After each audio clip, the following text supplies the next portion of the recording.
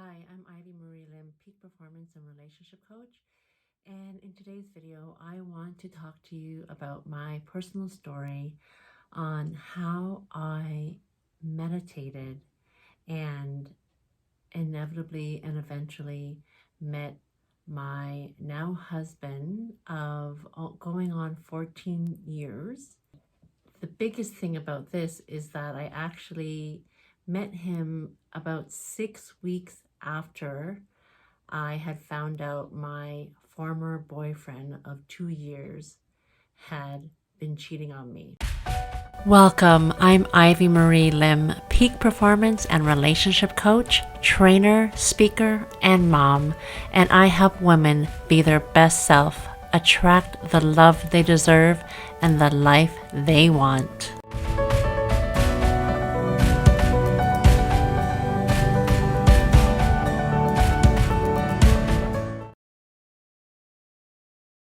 The biggest and most profound thing is that how did I go from a relationship of 2 years where we moved in together, and after 3 months of living together, I found out that he had been cheating on me, and then going from that wreck and empty shell and dark person that I was after finding that out to meeting the love of my life, and I can still talk about him and us going strong almost 14 years later. So let's go back a little bit. I was with someone, I was in my late 30s, I was 37. At this time, I had been a single mom for 14 years. My daughter was going on 14 during this period. And I found out when he left his computer open and he went on a weekend trip to visit his daughter in another state. She had a soccer scholarship at the time, and he went to go visit his daughter in another, at her university for the weekend.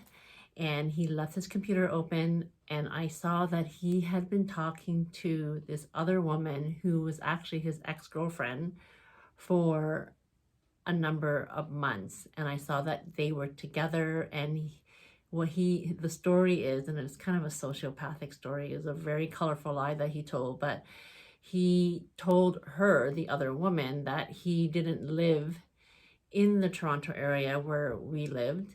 So that way he could keep her at a distance. He said that he told her that he was living in Florida, and that's why he couldn't see her during the week, and he could only see her one weekend a month. But the truth of the matter is, he was with me on a full-time basis. Anyways, I saw all of this, the story, the history of their relationship or their getting back together, unfold in front of my eyes in an email. And if you ever have been cheated on, or you know someone who has this happen to, you know that things the ground kind of gets shaky beneath you and you don't know what to do. In any case, it was a big shock. I was completely blindsided, even though the red flags were there. And that's for another story. Why I chose to ignore the red flags is a completely different topic, right? In any case, so he came back and I confronted him, and he didn't deny it. Everything was all black and white on an email. However, he was so remorseful and he wanted to stay together. And he convinced me to stay with him. He said that we'll keep an open email and an open phone policy, that he was not going to talk to her anymore, that it was me who he wanted to be with, and that we can work it out if I could just forgive him, yada, yada, yada. So I bought into it. And you know that saying, fool me once, shame on you. Fool me twice, shame on me. And this was what happened. I got back together with him, and I had conditions. I said, okay, we're going to have open email policy. We're going to have open phone policy. We are going to do counseling together, couple counseling. And we did all that. And I also continued meditating. So I've always meditated throughout the years, and I've always meditated for the scientific benefits where you have super brain, it improves memory, it relieves stress, it makes you a happier person. But I did it mostly for memory. I was a single mom, so of course I had a lot to remember and always a lot on my plate. So this is why I had meditated intermittently before.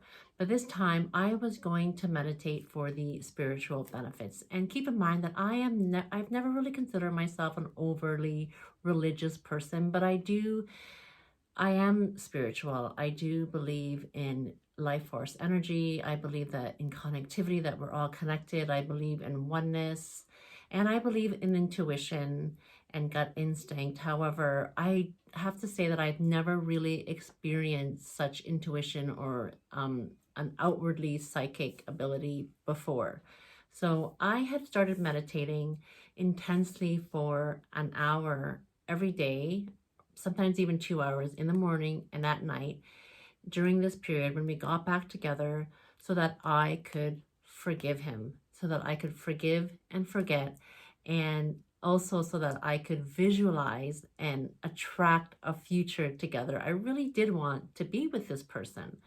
And the secret had been out for a few years at this time. I know, don't judge me, but the whole thing with visualization and manifestation and the law of attraction, and I wanted to put all of that into play so that I could be with this person. So I was doing all of that. I was visualizing, I was meditating, I did all the affirmations, and I was really trying to picture us together for an hour to 2 hours a day, each and every day.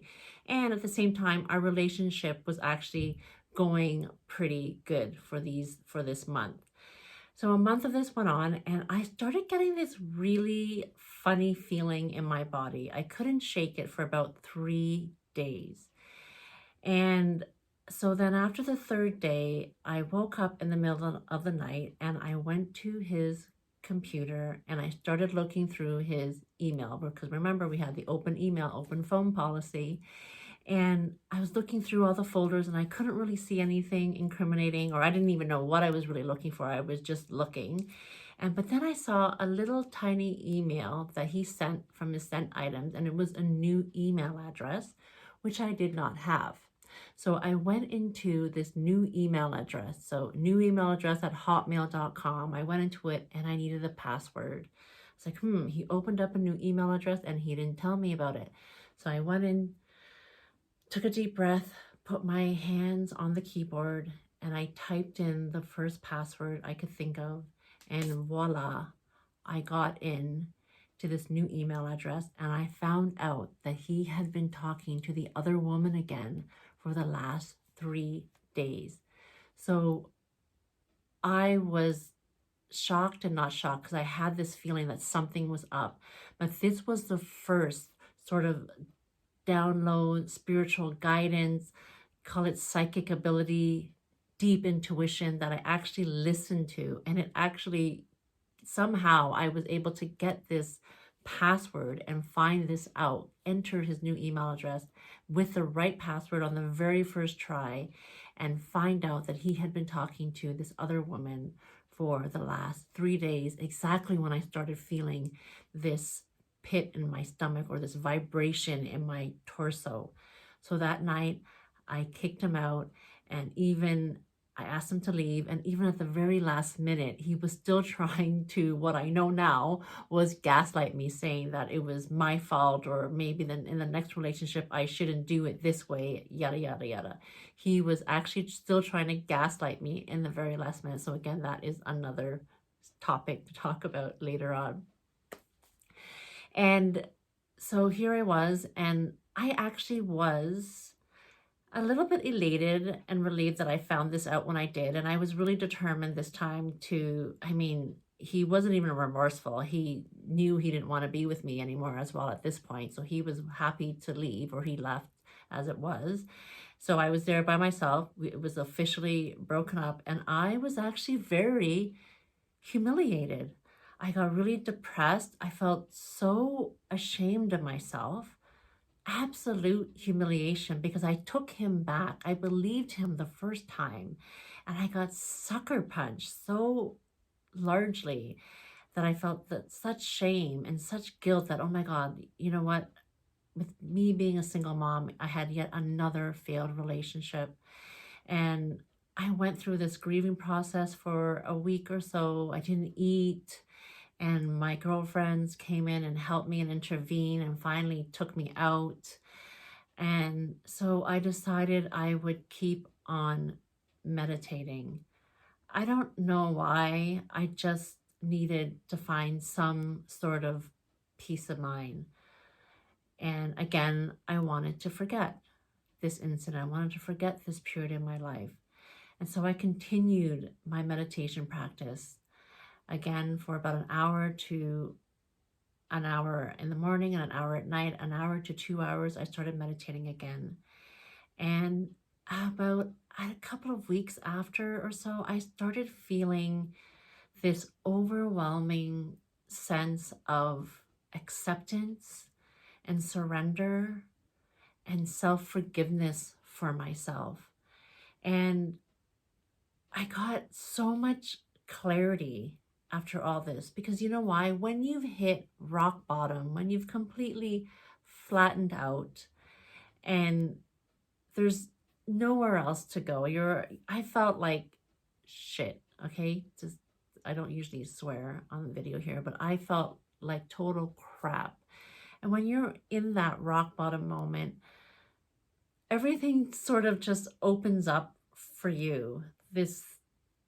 You don't have a choice but to look at and to become self-aware and to become awakened to why your life is like this. And one of my girlfriends asked me the question, Ivy, you have to look at why you attract people like this into your life. Again, the law of attraction, right?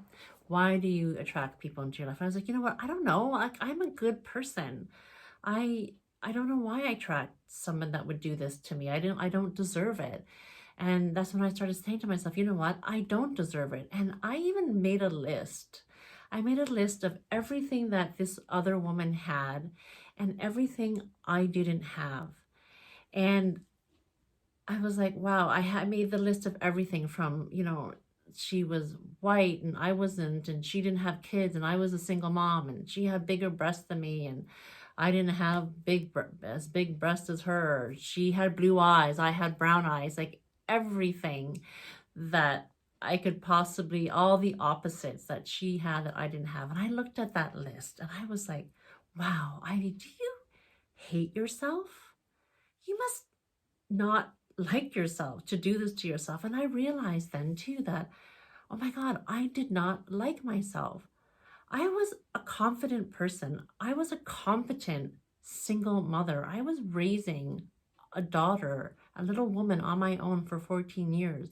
And only then did I realize that I actually didn't have self-love. And self-confidence and competence does not equal self-worth or self-esteem. And I realized this for the first time in my life, that I didn't love myself. I took care of myself. I was super fit. I was healthy. Yes, I took care of myself, but I did not actually love myself. And this hit me so hard. It's like, wow, you don't like yourself. And then, so I kept meditating. This was before like self-love and all of that stuff became really trendy. I didn't even know what that meant. I didn't even know how profound this was going to be for me. This realization was going to be for me, how profound it was.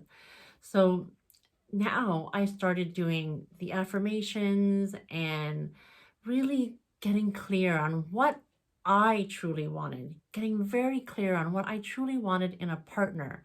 And everyone was telling me to stay single, to not jump into a relationship again. And that's, for obvious reasons. Don't expose your daughter to any more people, just work on yourself. And I was like, that is good advice. Let me try staying single. But then I thought, you know what do I really want? And I really did want love. I really did want true love. I wanted someone to accept me and to love me. And I wanted somebody who was compassionate and accepting of me and my daughter and my life and who I was and where I was. I said, I really want that kind of love. And if I deny myself what I really want, then my past wins. This person that did this to me wins because he got to move on. with the other woman, and I have to stay single because he did this to me. So I got very clear that yes, I wanted a healthy, loving relationship. And again, I made another list and I put everything that I wanted in this person in the next relationship. And I jumped back to online dating. And I went online dating for about 2 weeks. I had a few dates and I was really happy, really fun, really coming from a place of joy and self-love. And next thing you know, I met him. We had our first conversation, we went on our first date, and we've been together ever since. And that was about 6 weeks after I recovered from this turmoil of a mess that I was. So that is how meditation not only gave me trust in myself, it gave me self-love, it gave me clarity on my values and what I want, and it gave me so much joy that I was able to step into a new relationship and attract someone to me that truly loved me and accept me for who I am. And we're still together today. So I hope that helps someone. It's not a cliche. Self-love does get you the relationship that you really desire. And there's a lot of other things layered in there. Self-love, clarity of values, and of course, navigating the online dating scene, which I also will talk about in a later video because that in itself is a topic on its own. So I hope that helps you. And if you have any questions, do feel free to contact me or connect with me. I have a free masterclass. And don't forget to comment, like, and subscribe for more manifestation tips, especially around relationships and being a single woman. Thanks, and I will talk to you soon.